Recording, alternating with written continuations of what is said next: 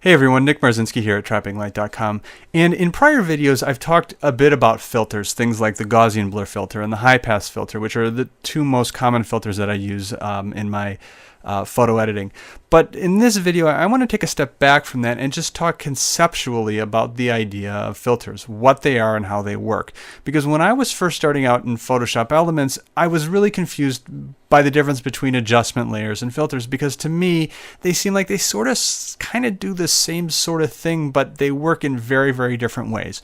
And what I want to do right now is I want to talk about the difference between adjustment layers and filters, because there is a very fundamental difference, and things that you need to understand about using either of them. So let's get started. What I have here is I have an image that I shot. This is the Milwaukee River in downtown Milwaukee. It's probably about a block and a half from where I work, and I shot this one last fall. So you can see up at the top here, the trees are starting to lose their leaves. Okay, and so I'm going to edit this image, and the first thing that I want to do to this image is I want to brighten it up. And in order to do that, I'm going to use an adjustment layer called a photo filter. Okay, so here I am in my layers palette, and if you don't have your layers, if you don't see a layers palette in your version of Photoshop, just go right up here to Windows and click on layers, and that will open up the palette for you. Okay, so I've got my layers palette open, and you can just see that I've got a background layer here. What I'm going to do is I'm going to go down here to the add an adjustment layer icon, click it, and select photo filter. Oh, that's not the one I wanted. Let's try photo filter. And we're going to drag this channel mixer and get rid of it. So I've got my photo filter layer, and this photo filter adjustment layer is designed to mimic photo filters like the ones that you would buy and then screw onto the front of your camera lens. And so up here in the drop down, you've got a whole list of warming and cooling filters and all sorts of colors that you want. There's a sepia in here and all sorts of stuff. And you also have the ability to, if you don't like the options that you've got up here, you can choose your own color using a color picker. Okay. In this case, I think that the warming filter looks pretty good, and I'm going to increase the density just a bit to just really warm it up. Okay. I'm going to keep the preserve luminosity on, because if I turn it off, it darkens the image. So I want to keep that on because I don't want the image to get any darker. So this looks pretty good. Okay. So now I've got my warming filter, and I'm going to rename it.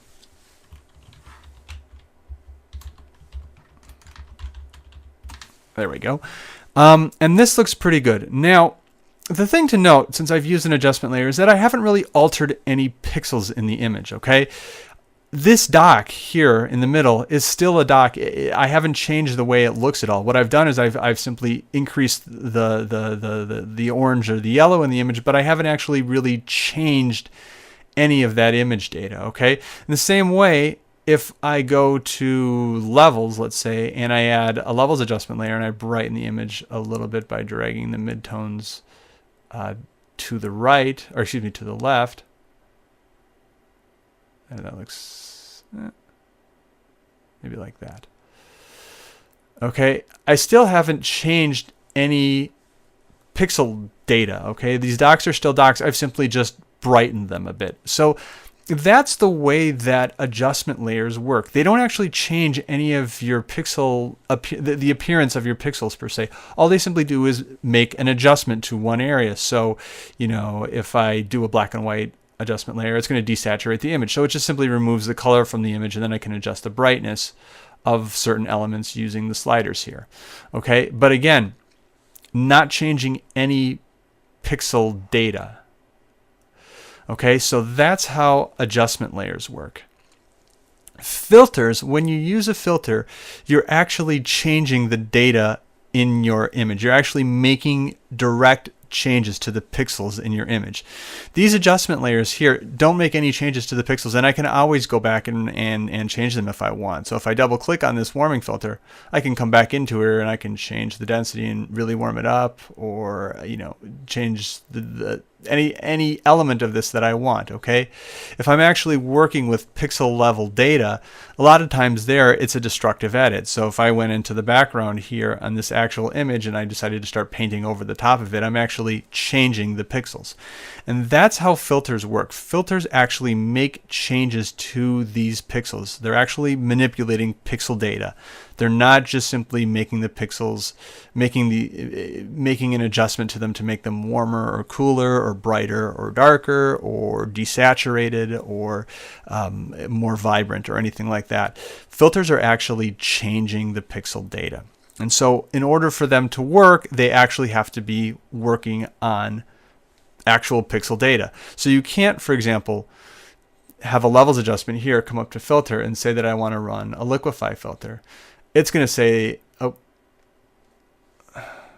it's going to give you this, okay? It's not going to give you any data because I'm trying to run this filter on an adjustment layer. Okay, I'd actually have to, if I went to my background layer and then went to filter and liquefy, let's say, now I've got image data that I can work with. But if I'm trying to run a filter on an adjustment layer, it doesn't work because adjustment layers don't have any pixel data. And in order to run a filter, you actually need that pixel data. So in this case, what I'm going to need to do is I'm going to need to provide a filter some pixel data. In order to do that, I can always run it on my background image, like I said before, but I don't want to do that because if I do that, then I'm making changes to my actual image and I can't go back, so that's a destructive edit. What I want to do is I want to make a copy of what I've got so that I can run the filter on that. Now, when I first started using Photoshop Elements, a lot of times what I would do is I would grab, say, my background layer and I'd make a copy of it, and then I would drag it up to the top of the layer stack, and then I would run a filter on it.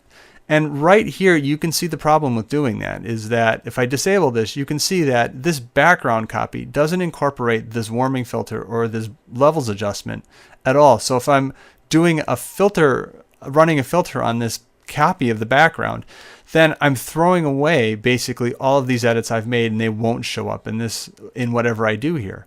So to run a filter, really the best way and the only way to do it is to actually take a copy of your image that incorporates not only your background layer, but also your warming filter, any other adjustments that you made using these adjustment layers. So the warming filter and then the brightness adjustment, this levels adjustment. And the way to do that is with the stamp visible, which is Control Shift Alt and E, or Command Shift Option and E if you're on a Mac. Okay, so now I've got my new layer. I've got this layer up here. I'm going to call this my filter layer. And this is going to be the layer that I'm going to run my filter on. Again, filters are going to actually be changing the pixels in my image. They're not going to be changing they're not, just looking at manipulating the pixel data and making it brighter or darker. They're actually changing the pixels. And what I'm going to do in this particular image is I'm going to go for kind of a depth of field look. Because I've got all of these dots, I think it would be kind of cool to have one of them in focus and then the rest of them kind of blurring out in the foreground and in the background. Okay?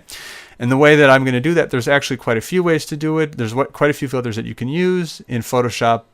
Full Photoshop, you've got some of these iris and tilt shift blur filters, which are great at doing that. However, if you're working in Elements, you may not have access to those, and so I'm going to show you how to do it without using them. I'm going to use the Gaussian blur filter, which is, like I said, one of the most common filters that I use, and it's available in both Photoshop and Photoshop Elements. So I'm going to click that, and at this point, it brings up a preview. So when you've got a filter open, it's going to let you see what you're doing and the adjustments that you can make. The nice thing about a Gaussian blur filter is that number one, it gives me a nice blur, but also it's very simple. There's just one slider that I've got to edit, okay? So in this case, I just drag it to the right to make it more blurry and drag it to the left to make it less blurry. And I'm going to go to about 5. That looks okay. Let's say 5. There we go. That looks okay, about 5.1. Okay, just a bit of blur. Actually, you know what? I'll even raise it just a little bit more. Okay, 6.8. So now I'm going to click OK. And the filter is applied. So if I disable this layer, now you can see that everything is sharp, and with this layer enabled, everything is blurry because this filter layer here is storing that Gaussian blur filter that I ran on it. So if I disable it, then it's gone. If I enable it, there it is. Okay, now the problem with filters, unlike adjustment layers, if I want to change something in an adjustment layer, I can just simply double click on it again and come back and change any edit that I want. Okay. Filters don't necessarily work that way. And I say don't necessarily because you can get them to work that way, but that requires that you use a smart object, and that's not a tool that's available in Elements. So generally what I say is if you're going to use a filter, think of it like an edit that you only want to try and make once. You don't want to have to go back and do it over and over and over again. Okay? So if I had to, then what I would simply do is just drag this, throw it away, and then start over with a new Control Shift Alt and E, and then redo my filter. But generally try and get it right the first time. Otherwise, you're going to have to trash the filter layer. Generally, unless you're using it as a smart object, you're going to have to trash the filter layer and start all over. So now I've got this filter layer where I've got it blurred the way that I want it to, and now to complete the effect where I want it to be sort of a depth of field thing where one of these is in focus and everything else is blurred. In order to complete that effect, I'm going to have to use a layer mask. So I'm just going to add a layer mask rather to this filter layer. And this is something else that's different from adjustment layers and filters. Adjustment layers, when you add an adjustment layer like the levels adjustment layer, it automatically gives you this layer mask. Filter layers, since they're regular layers, don't. You can give them a layer mask, you just have to select it. However, it doesn't come preloaded with a layer mask. If you need a layer mask, you're going to have to actually put it on there yourself. Okay, so that's another way that filter layers are different than adjustment layers. So now I want to complete that effect. I'm going to have to just do some editing on my layer mask. What I'm going to use is I'm going to use the gradient tool right here. And up here, I'm going to, in my gradient editor, I'm going to choose black to white rather, click OK. And this dock right here that you see is the one that I want to have in focus. So this one in front of it is going to be blurry, and the ones behind it here are also going to be blurry. So the first thing that I'm going to do is I'm going to make the one in front of it, I'm going to isolate this area. So I'm going to just simply click and hold down my Shift key to get a straight line and drag down. And there we go. Okay, so on the layer mask here, and I'm just going to do a backslash there so you can see with a quick mask what's happened. Everything here is, everything that's red here is dark. There's no this is not being shown on the layer, and so this blur, this red area here is unblurred, and this area here that's not red is blurred. Okay, so you can see what I've done is that I've done a really slight gradient here to feather in that blur area. Okay, I can look at it another way if I enable it using the Alt key. You can see that there's a little bit of a gradient here where it goes from black where the filter layer is not being applied to white where it is being applied. Okay, so now I've adjusted it down here, and I've got this area blurred. Now I actually have to blur the area up here. Well, I can't do that with a gradient tool like this, because if I try and do it, you can see what happens is that now on my layer here, this stuff here on the bottom is now black on the layer mask, and this stuff up here is white. So when I change it with the gradient tool, it only changes it once. Okay, so I can either do it down here, there we go, or I can do it up here. Okay, I can't do both, except that I can, and let me show you how. So I've blurred down here the way I want it. Now what I'm going to do is I'm going to actually go up here and grab my rectangular marquee tool, and I'm going to select this area up here. Okay, so I've got this area up here selected. My layer mask is selected, so I'm drawing the gradients on my layer mask. Now I can go back to my gradient tool, click it, and in this selected area here, I can draw another gradient. And actually, I'm going to do it a little bit further down. There we go. That looks pretty good. And then I can just deselect it. So now I've got my effect that I want. This dock right here is perfectly in focus. The dock over in front of it and the docks behind it are all out of focus. Now there's a little bit of cleanup that I've got to do, and in order to do that I'm going to grab my brush tool and switch my foreground color to black, and then I've got to paint in this, for example, to make it so it's not blurry, and the stairs I don't want to have blurry, and this stuff here, because if I was shooting with a lens That wouldn't be blurry. And then I'm going to have to come over here and blur that and blur some of this. I also have to blur that. I'm going to also unblur some of this down here just to make sure that I'm not making this look like something that I obviously did in Photoshop. But there we go. I think that looks pretty good just with the layer mask that I used. And so you can see how I painted on the layer mask right there. So that's how a filter works in a nutshell, okay? We're actually changing pixel data. In this case, with this Gaussian blur tool, I'm actually blurring, taking these pixels here in this image and actually blurring them, as opposed to with an adjustment layer where it's keeping the pixels the way they are, so the dock will remain sharp, but you're making adjustments to them. You're changing colors, you're changing brightness values, you're changing saturation, but you're not actually changing pixel level data.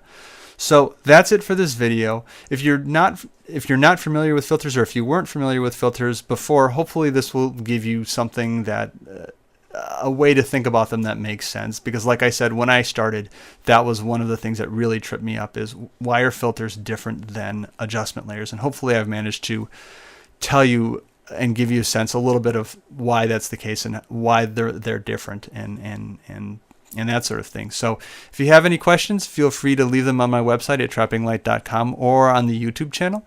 Again, my name is Nick Marzinski. Thanks for watching.